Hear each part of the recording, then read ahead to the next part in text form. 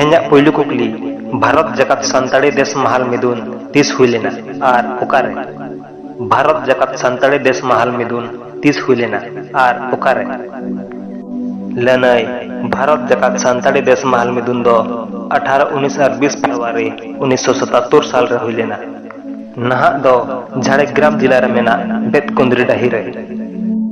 दोसार कुकली भारत सरकार सान्ताड़ी भाषा इरेल थोक रे सेलेद के जोहो आर चेत भाषा ओना साथे को सेलेद केआ। भारत सरकार सान्ताड़ी भाषा इरेल थोक रे सेलेद के जोहो आर चेत भाषा ओना साथे को सेलेद केआ। लनई भारत सरकार सान्ताड़ी भाषा इरेल थोक रे सेलेद के जोहो ओना साथे बोडो डोगरी आर मैथिली भाषा को सेलेद लेआ।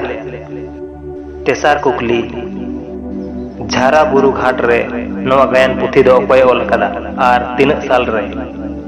झारा बुरु घाट रे नवा गायन पुथी दो अकोय ओल कदा आर तीन साल रे।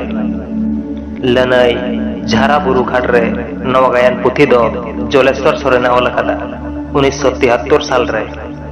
पुना कुकली AISWA रेना पूरा nyutum दो चेत कना।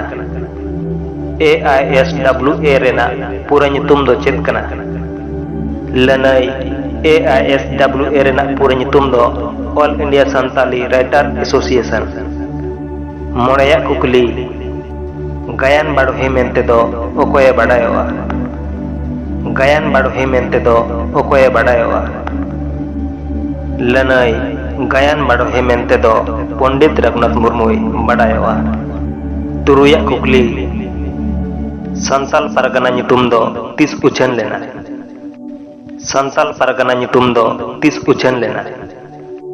लनई संताल परगना nyutum दो 22 दिसंबर 1858 साल रे उछन लेना। इया रेना कुकली सरदार प्रसाद किस्कु तकिन दो कवि रत्न उपाधि दो ओका खन किन नाम लेदा आर 30। सरदार प्रसाद किस्कु तकिन दो कवि रत्न उपाधि दो ओका खन किन नाम लेदा आर 30।